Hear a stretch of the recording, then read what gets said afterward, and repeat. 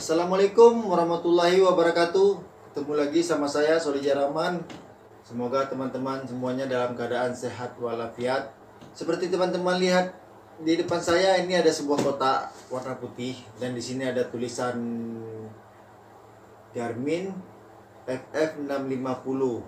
Nah, ini saya baru sampai paket lagi dari PT KBA ya, distributor resmi Garmin untuk Indonesia. Tentu teman-teman penasaran kan gimana bentuknya, gimana fisiknya. Pantengin terus channel saya ya. Buat yang baru bergabung, saya berharap sudah menekan tombol subscribe, like dan share-nya, serta loncengnya agar tidak ketinggalan notifikasi dari saya bahwasanya saya sudah mengupload video baru. Oke teman-teman, saya nggak mau panjang lebar. Nah, di depan teman-teman ini sebuah Fishfinder ya, Fishfinder dan GPS tipe FF650. Nah, jadi dia kabarnya sudah include sama GPS ya, tapi kali ini saya mau unboxing karena saya pun barunya lihat yang tipe ini ya. Sebelumnya 585 Plus dan 350 Plus. Dan yang kemarin punya yang saya pakai EcoMap 65 CV. Nah, ya. Jadi ini sekarang kita mau unboxing ya. Kita lihat gimana fisiknya dan reviewnya. Ya, oke. Sekarang kita coba buka. Ini isi paketnya. Ini layarnya, monitornya. Ini ya, ini. Ini berarti kalau kita lihat sekilas bentuknya sama ya. Seperti 350 Plus dan 585 Plus. Nah, ini bentuknya minimalis ya, dengan layar tipe vertikal. Terus lagi isi dalam boxnya ini. Nah, ini agak berbeda ya teman-teman. Ini transducer. Oke, ntar kita lihat gimana bentuk transducernya. Ini kotaknya kita taruh ke bawah dulu ya. Kita lihat lagi isinya. Ini isinya kabel seperti biasa ya. Ini apa? Ini terus ini bracketnya. Ini mur, sepertinya ini mur transducernya ya. Terus ya seperti biasa kartu garansi dan lain-lain lagi ya. Nah, ini teman-teman, ini semua alat-alatnya. Ini kabelnya ya. Kabelnya ini ada dua, ada banyak kabelnya ini ya. Ini termasuk kabel baterai, dia sudah, ini kabel baterai sama kabel lain-lain ya. Ini banyak keperluannya ya. Mungkin yang kita pakai seperti biasa, hitam dan merah saja untuk kebutuhan kapal nelayan ya pada umumnya. Terus ini kelam kabel ya, sama seperti yang punya yang lain. Terus ini kuping ya, kuping bracketnya ini. Terus ini yang agak menarik yang mau saya bahas, mau saya review. Ini kebetulan saya FF650 ini bisa upgrade ataupun bisa include dengan transducer GT15 ya. Dalam arti kata berarti dia daya tangkapnya lebih detail ya, beda dengan seperti yang EcoMap atau yang lain-lain ya. Ini GT15, jadi bentuk GT15 itu transducernya seperti ini. Terus dia kelebihannya kabelnya pun panjang ya. Ini berarti ini memang untuk khusus untuk kapal besar ya, karena memang kabelnya panjang. Ini dia monitornya seperti saya bilang tadi. Ini layarnya. Dia tipe layarnya dia vertikal ya, vertikal memanjang, berarti sama seperti yang lainnya, yang 350 Plus dan 585 Plus. Dan untuk tombol-tombol navigasinya pun sama ya, dan sangat mudah ya. Di sini ada Go, Mark, Gain, Rank, ini sama seperti pendahulunya. Back, Select, Menu, dan Back ya. Dan ini bentuknya ya. Ini sekarang coba kita posisinya terpasang di kapal seperti apa.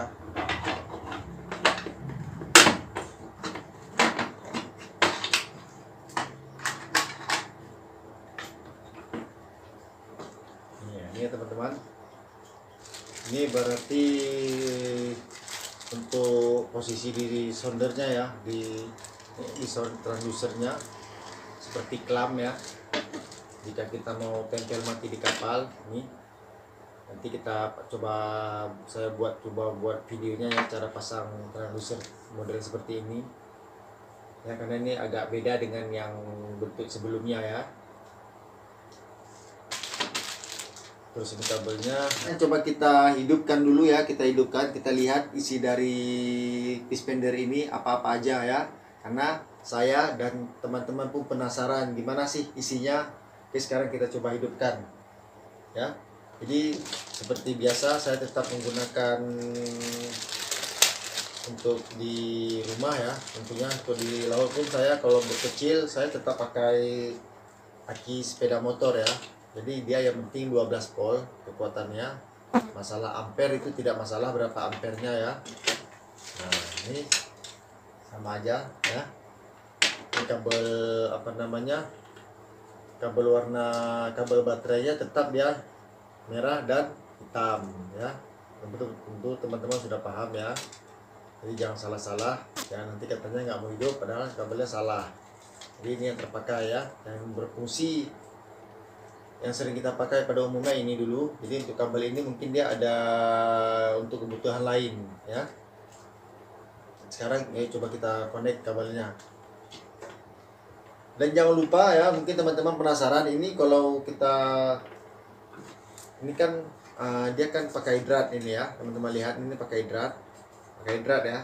Jadi dia tadi kan ada dapat soketnya. Jadi kalau kita colok kemari sih berfungsi, sebenarnya berfungsi. Tetapi nah ini berfungsi tidak masalah, tapi dia bisa dicabut, dia bisa tercabut ya. Nah ini karena dia tidak ada drat ya, jadi dratnya itu memang sudah ada. Nah ini ya, ini nah ini teman-teman jangan sampai lupa ya, bahwasanya dia memang harus dipakai ini, jadi jangan dibuang. Ya, ini juga dia ada karet sealnya kecil ya. Ini memang cara pakainya memang seperti itu ya, memang dari sananya. Nah, jadi dia pakainya seperti ini. Nah, dia memang seperti ini, dia memang dikaitkan mati langsung ya ke kabelnya. Jadi jangan lupa dipasang karet sealnya. Fungsinya sih agar jangan kena air ini. Jadi air tidak masuk ke dalam.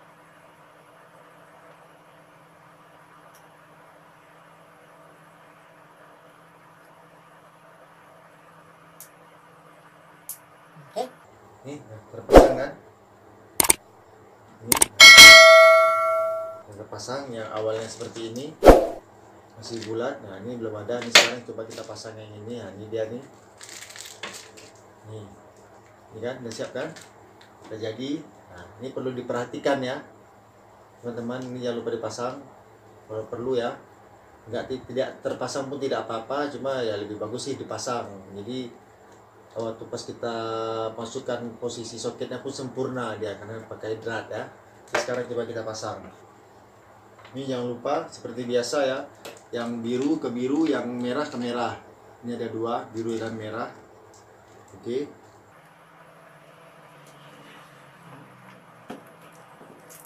Ya memang harus benar-benar kita pastikan posisinya memang masuk.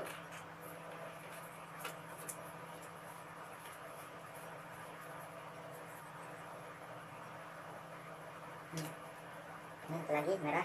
Terus kita perhatikan ini posisi paritnya ya, dia tidak akan masuk dia. Dan memang sudah ada knocknya. Kita putar dratnya.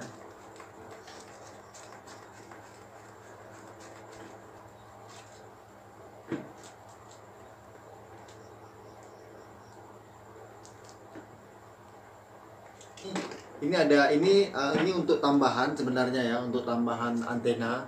Jadi dia ini bisa pakai antena internal dan eksternal ya.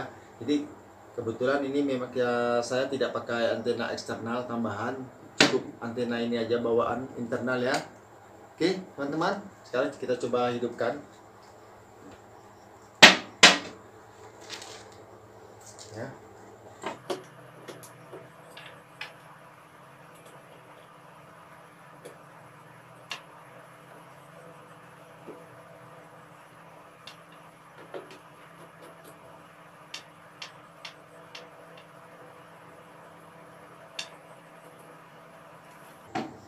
Oke, udah terpasang ya. Sekarang kita coba hidupkan. Nah, ini kita saksikan sama-sama. Nah, ini teman-teman ya, ini sudah masuk kemari. Jadi tampilannya sama dia seperti yang lainnya. Ada tradisional, clear view, tradisional plus clear view, waypoint map dan tradisional, ice radar. Terus ada highway, deep data gravitasi, navigation info, user data, main onboard, setting dan custom home. Nah, oke, kita buka satu persatu ya. Kita lihat ini tampilan tradisionalnya ya. Wah, ini dia karena punya dimensi layar vertikal ya. Jadi kita kalau untuk spot dalam tidak usah kita perkecil, kita zoom ya, karena dia dimensi layarnya sudah vertikalnya sudah panjang tinggi, jadi ini sangat puas ya. Oke, sekarang kita kembali, kita masuk ke clear view nya. Gimana tampaknya ini tampilan demo ya teman-teman. Nih kelihatan, wah ini sama seperti Eco Map. Ini kita jadi nggak sabar untuk coba ke laut. Ini sekarang kita cuma mau lihat dulu isi dalamnya ya. Ini tampilan tradisional dan clear view. Terus waypoint map. Ini posisi waypoint ya. Wah, ini coba kita lihat. Kita zoom. Ini posisi kapal ya. Ini waypoint yang sudah tersave ya. Waypoint yang sudah tersave. Ini posisi kita, posisi kapal.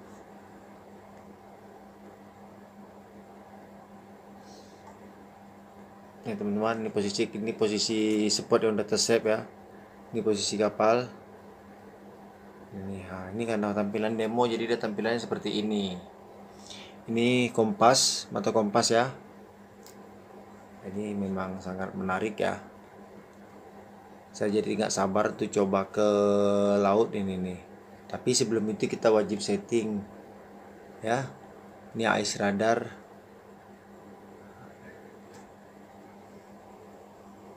Wah, ini penampakan.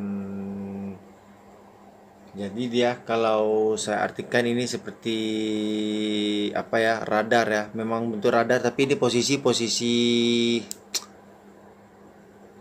kapal ini sepertinya ya, ataupun posisi kapal. Tapi nanti coba kita coba di laut ya. Apakah ini spot ataukah memang kapal ya.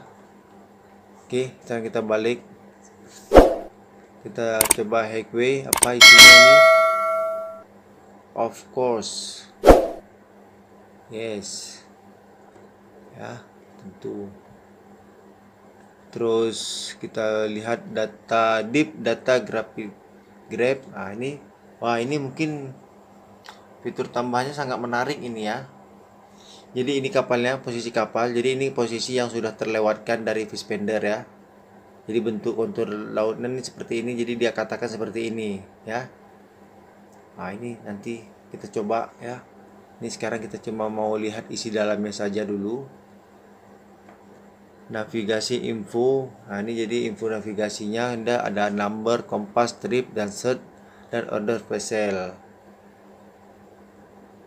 Oke, ini kita kembali user data.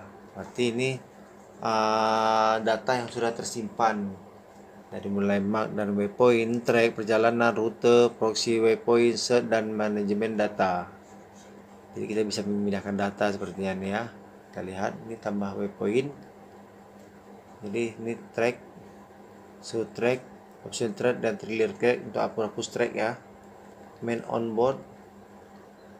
Jadi main onboard ini navigasi to this mob MOB ya. Yes.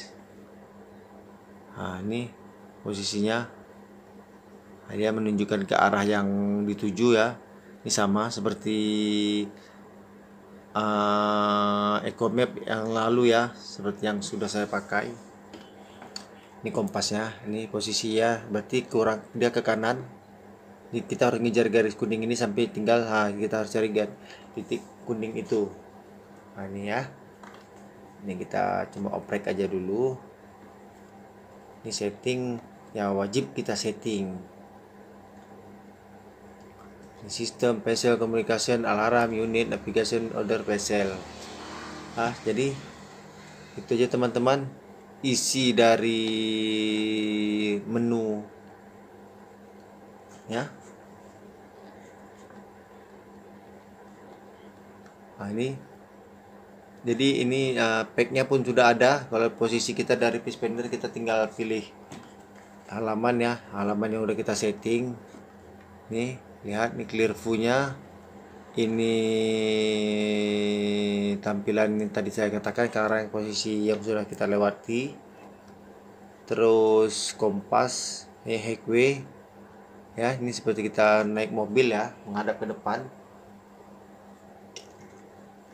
Terus kompas, ini yang berarti pack ini yang sudah kita custom ya, yang sudah kita pilih pemilihannya agar cepat untuk kita bernavigasi.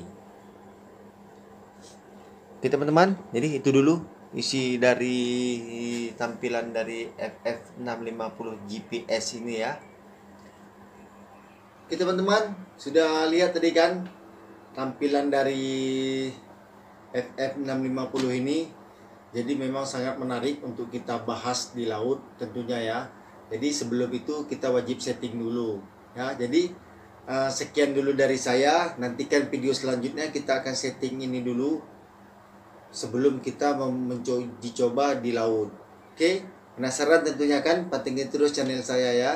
Jadi itu dulu dari saya. Assalamualaikum warahmatullahi wabarakatuh.